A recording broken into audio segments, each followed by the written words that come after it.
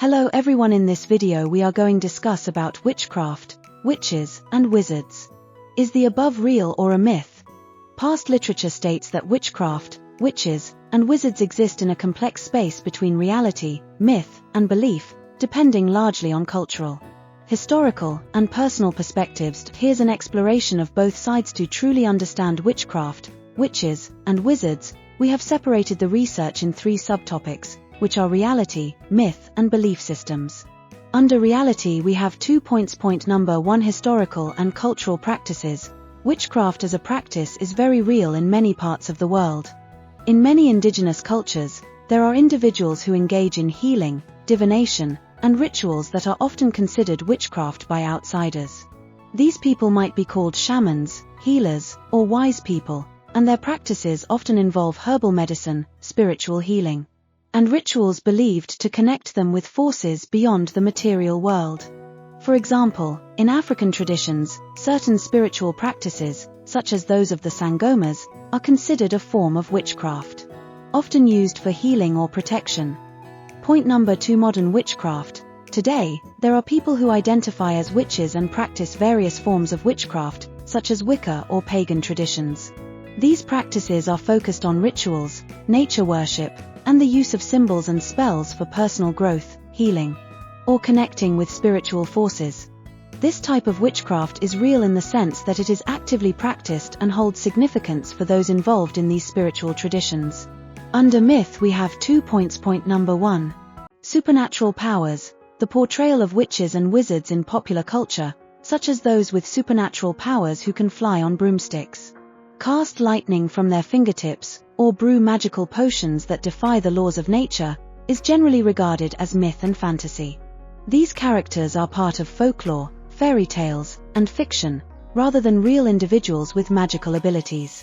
Point number 2: witch hunts and folklore. Historically, many people accused of witchcraft during events like the European witch hunts or the Salem witch trials were victims of superstition, fear, and misunderstanding. These events often stemmed from myths and the belief that witches had dark, supernatural powers granted by evil forces, leading to widespread persecution based on fear rather than evidence. Under belief systems there are 2 points. Point number 1: spiritual and cultural beliefs. Whether witchcraft is real or mythological also depends on one's belief system. In some cultures, witchcraft is seen as an integral part of their worldview, where spiritual forces are believed to influence daily life, and practitioners of witchcraft are revered or feared for their connection to those forces. In these contexts, witchcraft is very real to those who believe in it. Point number 2: skepticism. Many modern, secular viewpoints regard witchcraft, witches, and wizards as myth or folklore. From a scientific perspective, there is no evidence that supernatural magic exists in the way it is portrayed in stories or legends. However, belief in witchcraft persists in various forms, often tied to cultural and spiritual traditions. To conclude, witchcraft exists as both a reality and a myth, depending on how it is understood. In a literal sense, the fantastical abilities associated with witches and wizards, like flying or casting spells with extraordinary effects, are generally considered mythical. However, the practice of witchcraft, in the form of rituals, spiritual traditions, and cultural beliefs, is very real for many people around the world. Ultimately, whether witchcraft is real or a myth depends on your perspective and cultural context. Also, it is pertinent to add that witchcraft takes on many different forms around the world. In Africa, it is often deeply connected to the earth, ancestors, and spirits.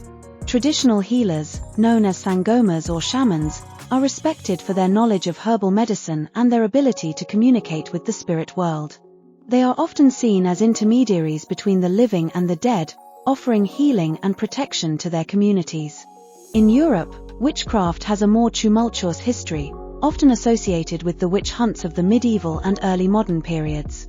Witches were accused of consorting with evil forces, and thousands of people, many of them women, were persecuted and executed for practicing magic. Today, modern witchcraft movements like Wicca have reclaimed some of these traditions, emphasizing a connection to nature, rituals, and the cycles of the moon. In other parts of the world, such as in Asia or the Americas, witchcraft might be intertwined with shamanism, folklore, and spiritual practices, often rooted in the culture's relationship with nature and the spirit realm.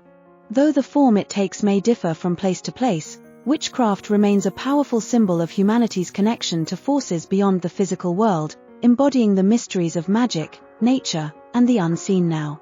Listen to a short story named The Spell of the Baobab. The Spell of the Baobab. Deep in the heart of the African savanna stood a colossal baobab tree, its branches twisting toward the sky like the arms of ancient spirits. The villagers of Kaziwa believed this tree was older than time itself and had witnessed the rise and fall of kingdoms. But more than its age, the baobab was revered for the power it was said to possess. The tree was the home of Abini, a legendary witch who could wield the forces of nature. The people of Kaziwa had long since learned to live in harmony with Abini. She was feared but also respected, for her magic was both a blessing and a curse. If the rains failed, Abini could summon them with a chant and a gust of wind, but if angered, her fury was said to bring devastating storms or cause the rivers to run dry. One evening, a stranger named Kamau arrived in the village. He was a wandering wizard, an enigmatic figure who had traveled across deserts and forests, learning the secrets of sorcery from different cultures. He had heard whispers of Abini's power and sought her out, not to challenge her, but to learn from her. Kamau approached the baobab tree cautiously, feeling the weight of the air grow thick as he neared. When Abini appeared, she was a striking figure. Her dark skin shimmered in the moonlight, and her eyes seemed to hold the stars within them. "Why have you come here, outsider?"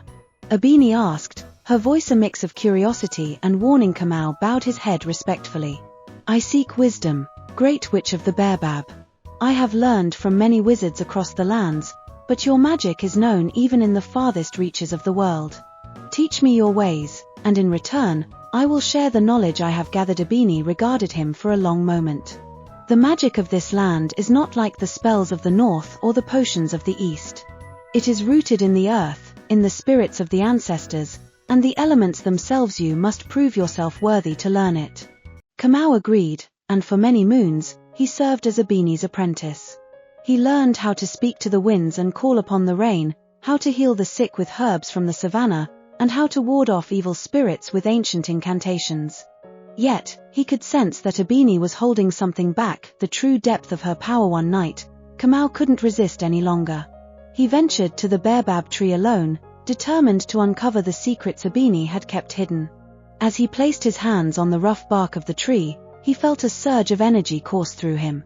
Visions flashed before his eyes. He saw the spirits of the ancestors, the pulse of life in the earth, and the immense power that Abini had tapped into for generations. But with that knowledge came a price. The spirits did not take kindly to Kamau's intrusion, and a storm began to brew in the sky above. Lightning cracked across the horizon, and the winds howled like angry beasts. Abini appeared, her eyes glowing with fury. "You were not ready," she said, her voice echoing with the wrath of the spirits.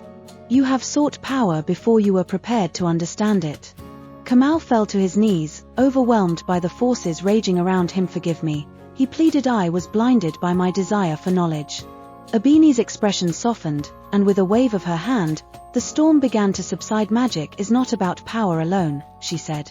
"It is about balance, about respect for the forces greater than ourselves. You have much to learn." Kamau nodded, humbled by the experience. He realized that the greatest lesson Abini had taught him was not how to control the elements but how to be in harmony with them. In time, Kamau became a great wizard in his own right, but he never forgot the lesson of the baobab tree. He traveled far and wide, teaching others the wisdom he had gained, always reminding them that true magic came not from dominance, but from understanding and respect for the world and its mysteries.